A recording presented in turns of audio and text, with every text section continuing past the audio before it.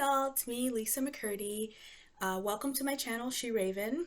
This is where I talk about true crime, horror, the paranormal, just anything spooky, anything that catches my eye. I just kind of want to just talk about it on this channel. So thanks for joining me.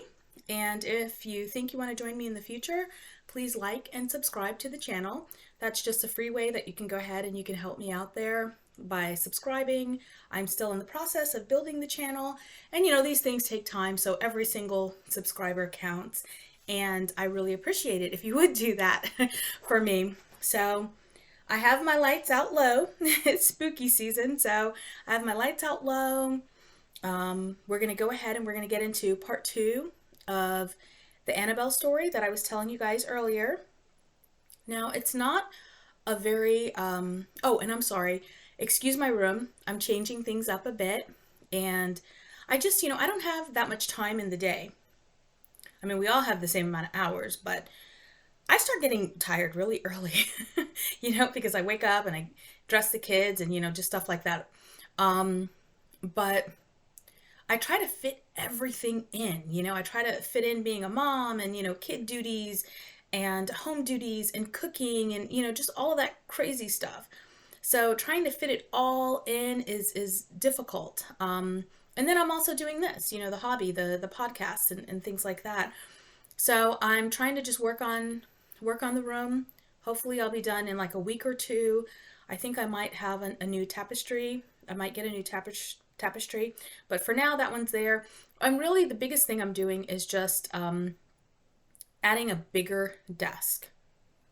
And it's actually not even a desk. It's going to be a table that I bought because I have a really small desk right now and I'm having a hard time with all of my other hobbies like pen paling and just crafting, because I have 2 computers. I've got, this little light here. I've got the microphone, and there's no room for anything on this little desk that I have. So I'm going to get a bigger desk. And even though it seems like my room is completely empty and bare, it's not. I also sell things on the side. So the corners of this room, you can't see, but it's, you know how us women are, we have stuff everywhere. And trust me, this room is no exception to that. There's stuff everywhere in this room. I will not be painting the walls. The walls are white. And they were just recently painted white because it's just going to be too much drama for me, and I have no time for that. But like I said, I just try to fit everything in, and it's really hard. And I love doing the podcast. The podcast is my me time. It's the time where I can just kind of relax and do something that I really enjoy doing, in addition to like pen paling and stuff like that. So I'm gonna get there. And also it's spooky season, and I started spooky season late. So I want to, just finish out strong. I want to continue posting content and just finish out, October strong, with all the spooky stories and things like that. So I wanted to make sure that even though my room is not exactly the way I want it, I'm here. I'm here, and I'm going to take these next couple minutes to just spend with you guys and to talk about the story that we had spoken about earlier. Yeah. So we talked about the Annabelle doll. I did part 1 of the Annabelle doll, and I actually, if you didn't see that part 1, I have my own Annabelle doll right here. Well, no. Wait. Let me take that back. I do not have my own Annabelle doll. I better not. But I have my own Raggedy Ann doll. And I used to have a bunch of these. So like I said before, like the things you can't see in here, I sell on the side. I sell things on the side. And this is one of them that I recently acquired. And sometimes I just do light rehab, get them ready for their new forever home. And I just recently got her. So as I was thinking to myself, what am I going to do for spooky season? I really couldn't think of anything. I was like, I have no idea. And I thought about Annabelle. I saw her, sitting on the washing machine, and I said, yeah, we're going to talk about Annabelle, because Annabelle was a Raggedy Ann doll. I know the Conjuring series, which I love, by the way. I love that series. So well written. Everything's just fantastic about it. You know, they have their section on Annabelle. And you know, she's not Raggedy Ann in that series, but the real one was a Raggedy Ann doll. And it was actually purchased secondhand for a young nurse. So I talked about that before. I did part one, and this was supposed to be part two of that, but I think I'm gonna go ahead and recap, or I'm not even going to recap. I'm going to do part one again, and in addition to part two. And the reason I'm going to do that is because it's not a long story, and it's not going to take that much time. So I'm just going to do it. Okay, so this beauty, I'll put her down. And I love dolls, by the way. I have a lot of dolls. It's funny because depending on you know where I live, and you know where I kind of set up office, my kids are terrified to come into the room because there's a lot of dolls. Like even right now, off camera, let me see, 1, 2, 3, 4, 5, 6, 7, 8, 9, 10. I have 10 and about 7 of a different brand. um, I have a lot of dolls. Yeah, I have a lot of dolls. I love dolls. I love toys. I love robotic toys. Like I have a robotic Yoda up here. And you know, the kids are so scared of those things. You know, they'll say, "Oh, the dolls are looking at me," or "I think Yoda moved." I'm like, "You did not see nothing move, okay?" You know, but when my daughter was younger and she wasn't afraid, I had you know, put like a, not a dresser, but almost like a shelving unit, and there were dolls all throughout. And you know, I used to tell her, "Well, you have your own doll hospital," because I just, you know, that's just what I love. I love, you know, the dolls. I love the doll hospital. I love the whole concept of that. And then after a while, when she got a little bit older, she she start she started putting them out into the playroom, and I was like, "What? Why are you kicking all the dolls out?" And she's like, "They're all just looking at me," you know. So I don't know. So I think Annabelle is a really good story for my spooky season because I love dolls. This is about a doll. This was about a Raggedy Ann doll. I currently have this one that I've just purchased, and I will try to rehome her as soon as I get an opportunity. And I have one porcelain one. I should have brought that one out, but that one's kind of posable. So sometimes her legs and stuff, oh, she gives me a headache sometimes. And then I have a porcelain Raggedy Andy doll, the you know the companion, and I'm gonna, you know, sell him also. And then I had this most adorable baby porcelain Raggedy Ann, and that one I gave to our little cousin. So I told her this is a very expensive doll, so keep it forever. You know, she's just a little tiny thing. But yeah, I'm just, you know, all about the dolls. So for spooky season, I think it's really cool that I'm talking about a doll, and I think it's cool that whoever is here with me, spending this time with me, thank you. It's my hobby, in addition to pen paling, and I really appreciate it. So I've actually got some hot cocoa here, and my marshmallows have melted. My marshmallows were like up to here. I'm not sure if you can see my mug and what it says, but it's a cool mug. I won't even be able to drink the hot cocoa because I tried. Yeah. See? I tried. It's so good though. And now my lips are sweet. I've tried, and the marshmallows have melted, and I had so many so I could take a really cool picture. The marshmallows have melted, and it's sort of, you know, caused me not to be able to get into the hot cocoa. As you saw, the marshmallows are just kind of sticking to my lips. I actually saw, good marshmallow. I saw someone at a fancy restaurant, and she had a cup of hot cocoa, and it had all these beautiful colored marshmallows on it. And I said, you know what, I'm going to try that for the kids. Well, I haven't tried it for the kids yet.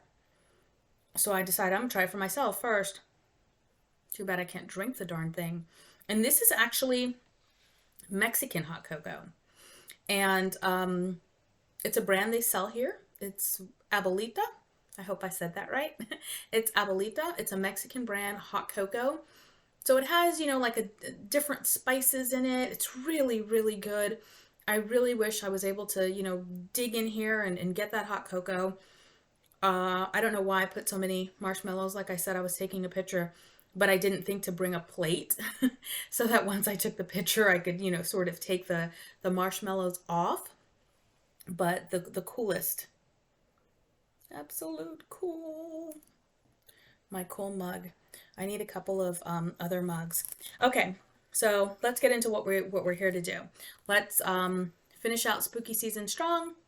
Forget about all the other stuff that has happened. Like I said, October's a really hard month, for me, for the family, and then you got the kids and mom duties and all of that.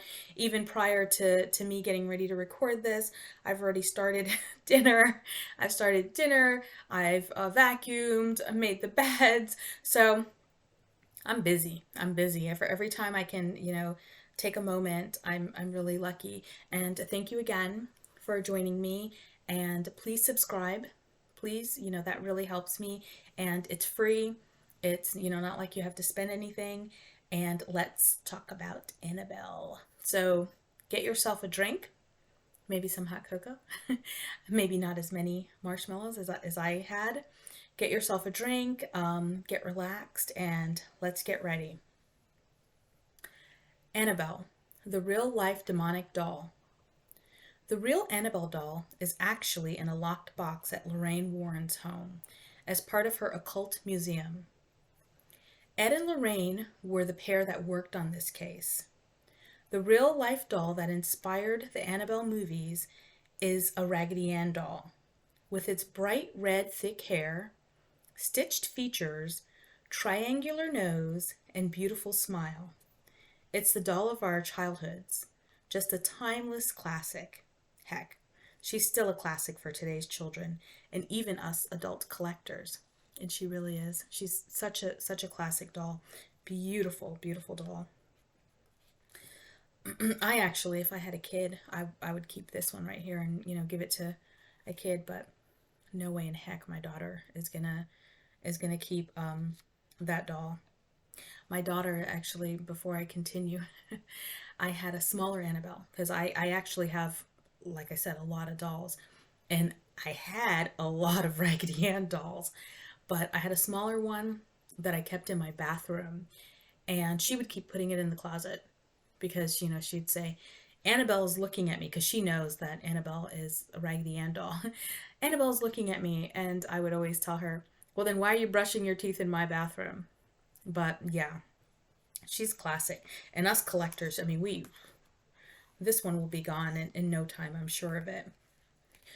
So anyways, Ed and Lorraine Warren's museum has the original doll. Both Ed and Lorraine have now passed away. Ed passed away in 2006 and Lorraine in 2019. But they were a paranormal husband and wife team. I mean, I'm sure, all of us who are into this kind of thing, who follow even, the Conjuring series alone, we all know who Ed and Lorraine were. So, I'm not going to go too much into exactly who they were because we all know who they were. They worked on many hauntings and paranormal cases. Some of the most famous ones, especially some of the ones that have been made into movies and stuff like that. So this case, the Annabelle case, goes back to 1970. And the original demonic doll has been blamed for all kinds of violent activity and near-death experiences spanning 30 years. We'll say it that way. In 1970, Annabelle was a brand new toy. Now, she actually wasn't a new toy. I did find through more research that she was purchased secondhand, which makes more sense because originally when I found out that she was new, I thought, a new toy? Why would a new toy have a spirit attached to it? But a secondhand toy, that makes a whole lot more sense. So the new toy theory just had me sort of thinking of Chucky for some reason. You know, how Chucky's brand new and all of that stuff. Yeah. So she was a secondhand toy, and she was gifted to a young nurse as a 28th birthday present. Originally, the doll would just hang around the apartment, you know, that this nurse shared with her roommate. They just, you know, kind of use it as decoration, which is something that I do, you know, with my dolls prior to kids. I would just, you know, maybe sit them on the sofa or sit them here or there, or like I said, in my bathroom, you know, wherever you want it, because they're so beautiful. You know, they're just timeless. They're just beautiful. So she shared her apartment with her roommate, and they just put the doll around, you know, decorative item. So after a while, the women began to notice the doll would be found in different spots. So they would put the doll somewhere, and they'd notice, you know, when they came back from work or something, the doll would be somewhere else. But they just attributed it to maybe we didn't put it there. Or, you know, if they put it up on the sofa and then they found it on the floor, maybe it fell. You know, you just sort of write off these things that are happening. So the doll was found in different spots. After a while, the women started finding notes throughout the apartment, notes on parchment paper that said, "Help me." And, you know, they thought that was weird because they didn't even own parchment paper. So these notes were definitely like, what's going on here? One of the woman's boyfriends was staying at the house one day, the apartment one day, and he heard noises coming from the bedroom. So these were distinctive noises, like someone was actually in the room. Knowing that he was alone, he went into the room to investigate and found nobody. All he found was a Raggedy Ann doll face down on the floor. So he just went in, he heard some noises, and it was more than just the average noise. It was noise as if he felt someone was actually in the apartment. So he decided that, you know, hey, you know, I thought I was here by myself. Let me go take a look and let me see what's going on here. You know, why do I hear these noises and these sounds coming from this bedroom? So when he went in, he just saw the Raggedy Ann. And the Raggedy Ann was on the floor. And then he felt this incredible pain in his chest. And he lifted up his shirt, and he saw claw marks on his shirt. Not his shirt, on his chest. And they disappeared within a couple of days. So, I mean, besides the fact that he had these claw marks, you know, this doll is here, there's nobody in the room, you know, everyone was getting, you know, feeling like, okay, there's something going on here. So, with the doll moving locations, mysterious notes, and now the claw marks on the boyfriend, they decided to hire a medium. A seance was held, and they were told the doll had the spirit of a deceased 7-year-old named Annabelle Higgs, and that this spirit just wanted to be loved and cared for.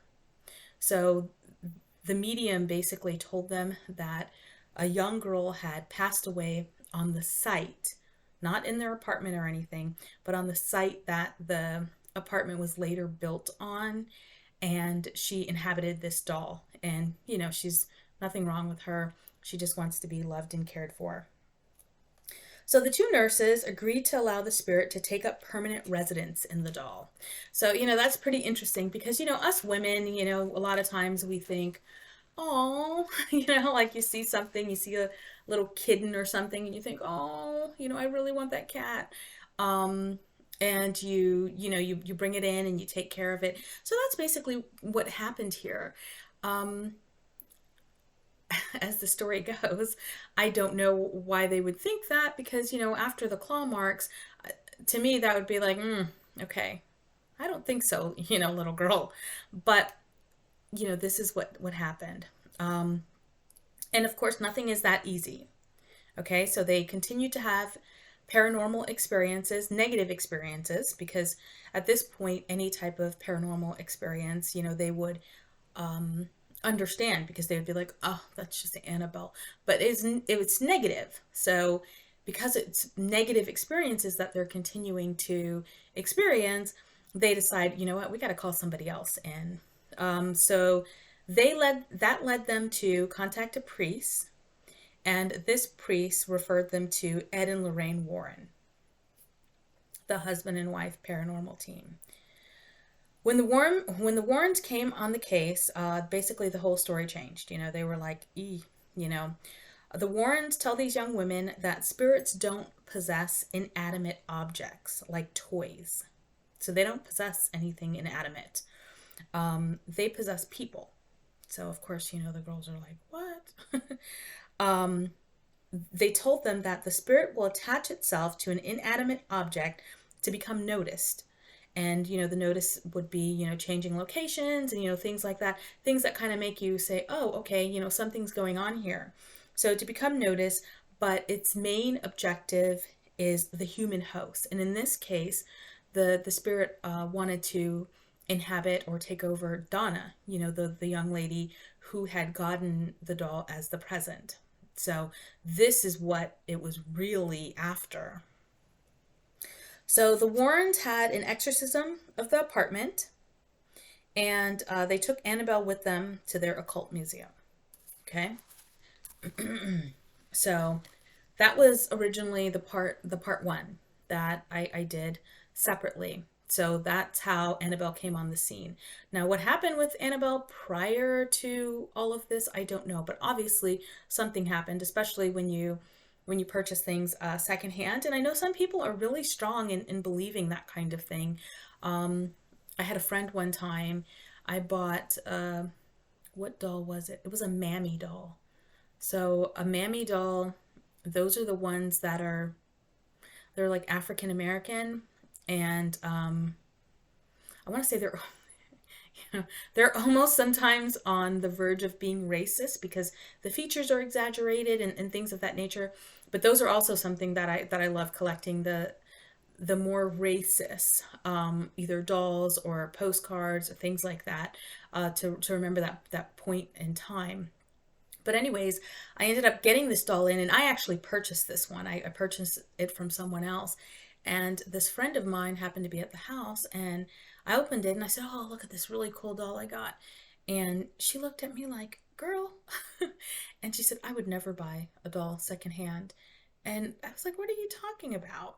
And yeah, she told me her spooky story about a doll and when she owned a bakery.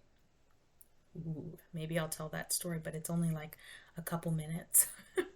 But anyways, so Ed and Lorraine had an exorcism of the apartment, and they decided that, they're going to take this Annabelle doll, and they're going to take it to their occult museum, which was a little museum that they have.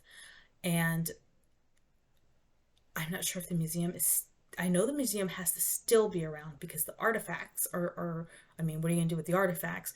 But I know that it's closed now. But at one point you could actually go to the museum and stuff like that. So this is the second part. When Ed and Lorraine took Annabelle from the home of the two young nurses, they experienced paranormal experiences immediately. They're driving back home, and they've decided to not drive the highway. So immediately they have this doll in their hand, and this parallels actually the movie. So, they have this doll. Let me see. My doll. They have the doll in their hand, and they're like, you know what?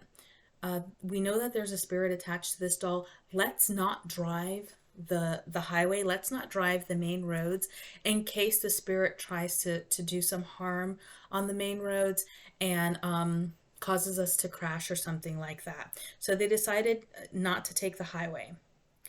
And they were just, they were afraid of that. They didn't want an accident to happen.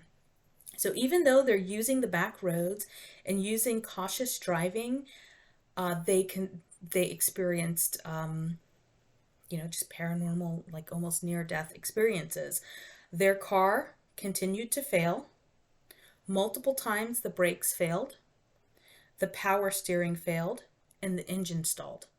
So you're taking the back roads home and your car is basically just going crazy when you know that there's nothing wrong with the car to begin with. And I've never had the brakes fail on me, but if you're driving and your engine starts, acting up, that is so scary. Or if you're driving and your power steering starts acting up, I've had mine act up to where it was practically locked. Like I couldn't turn the wheel or anything like that. So Ed decides he's going to take some holy water that he has with him, and he sprinkles this over the doll. He sprinkles it over Annabelle, and these things stop. They immediately stop. So they eventually make it home safely, and Ed decides he's going to just put, Raggedy Ann in his office. Now, again, if you follow Ed and Lorraine, you know that Ed is a self-trained demonologist and Lorraine is a clairvoyant. So he feels this doll's going to be safe in the office. But basically, they started experiencing the same type of paranormal activities. They saw the doll levitating multiple times. The doll would move all over, from one room to the other. I think one time they locked the doll out in like an outside office, and then they found the doll back in the house. So they started, experiencing these same types of activities, but they're more trained. So they decided that they're going to lock the doll away. They need to have an enclosure for Annabelle where she can just stay safe and stay away from everyone. So they crafted a special case for the doll of wood and glass. They had the Lord's Prayer and St. Michael's Prayer inscribed on the case. And here they locked her away. They locked her in this case, and they put her in their museum. And their museum has like hundreds of artifacts of, different artifacts from, different cases that they've actually worked on. They locked Annabelle up, and Ed would also periodically say a binding prayer over the case, and this ensured the spirit within the doll remained trapped. They also had a large sign. I think that large sign said something to the effect of positively do not open or do not touch. And then they had a cross on her case. And that's where she is today, in the Occult Museum of Ed and Lorraine Warren. And like I said, at one point you could actually go and see the artifacts that they had in this particular museum. Right now it is closed. So I would assume over time that they would open that back up. I wouldn't think that they would keep that closed forever. I know there's a really popular, and it's kind of good, it's kind of spooky, new Netflix show with Ed and Lorraine's son-in-law. And so I wouldn't think that they would keep that closed forever, but I don't know. I mean, it's not my museum. So I think I would be a little bit scared. Sometimes I get really spooked out by things. But so they have the doll in there, and there are a couple of other instances, but none of these are actually confirmed. So, because there's always that good and bad, and the people that believe and the people that don't believe. But there was one instance where there was a priest at their house, and he basically told the doll, you can't hurt me, you're just a doll, I don't believe in this. And Ed was sort of telling him, hey, you know what, I wouldn't really do that, I wouldn't really like mock the doll. And then as he was driving home, he got into a car accident. There was another case, or not case, but story that some visitors basically did the same kind of thing, mocked the doll, and they were in a car accident. But there's really no proof. Those are just stories that Ed and Lorraine said over the years. But yeah, so like I said earlier, Ed and Lorraine have both passed away. Ed passed in 2006 and Lorraine in 2019. In the 1950s is when they opened their occult museum, and that was to showcase their collection of paranormal artifacts. And it was basically open for 7 decades. Everything they have in there, people were able to go and see. I think I would be scared. I'm not kidding. I think I would be scared. But a lot of people, they really enjoy going to see those kind of things. And I hope they open it back up, because right now it's permanently closed. And I would think, they have such a strong legacy, I would think that that wouldn't stay closed. Who knows? So the museum had hundreds of interesting artifacts, but the Annabelle doll was one of the main attractions. The Annabelle doll was definitely one of the main attractions. And, I think it's just something about not necessarily a doll, but such a gorgeous, doll, that cute little smile, that little smirk, the hair and all of that.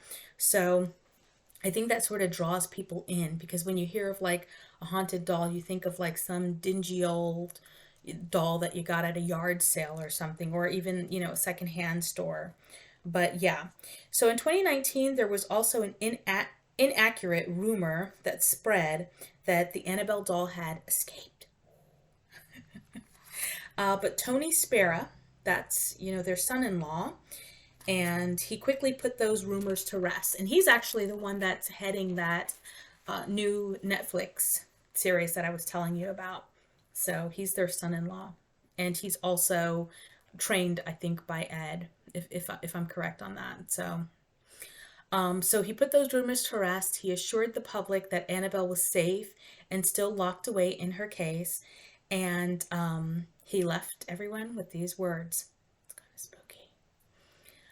He said, "I'd be concerned if Annabelle really did leave because she's nothing to play with." I'm like, okay. For me, I'm like, okay, you've told me, make sure she doesn't leave. Keep her, keep her. Um, so yeah, that was just a rumor that they had some sort of zoning or something that they were doing at the house, and people were speculating, oh no, the doll got out. But I'm really, yeah, I'm really happy that she's with them. She's with them, and they're doing whatever they need to do to keep her safe, or keep us safe, or keep humanity safe. And they're the ones messing with all that. I couldn't even imagine living in a place where I had hundreds, if not thousands, of artifacts that I've taken from paranormal cases. I mean, I guess what else can you do with those things? I'm not even sure. I have no idea what you can do with those things, but I'd be terrified to have that every single day. Um, but I guess maybe they weren't. I mean, obviously they weren't. So hopefully that opens back up for anyone who wants to go and wants to see that kind of thing, and is interested in it. Now, one other thing that I wanted to talk about before I wrap this up is I know that I said that they put her in a enclosure that has glass in the front so you can actually see her, and it's basically wooden, and they had the two prayers inscripted on there, and they had the cross. And I'm not Catholic. So I am a Christian, but I'm not Catholic. So other than movies and stuff like that, I don't know the Lord's Prayer, because that's not the way I pray. And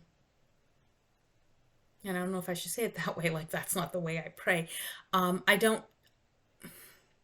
I'm not Catholic, so I don't use like a scripted prayer and pray consistently that scripted prayer. So other than movies, I myself, I don't know it. I don't know the Lord's Prayer, and I don't know St. Michael's prayer. And those are the prayers that were inscribed on the case. And because I don't know it, I figured, well, there has to be other Christians that, they don't know it either, because also that may not be the prayer that they use, or they're not taught to pray like that. So I went ahead and I looked those two up. So I'm going to read that to you just so that we can kind of have a better visual of what's scripted on her enclosure, and just so that we know it for those of us that don't know it. Okay, so the Lord's Prayer, the traditional words: Our Father, which art in heaven, hallowed be thy name. Thy kingdom come, thy will be done, in earth as it is in heaven. Give us this our daily bread, and forgive them that trespass against us.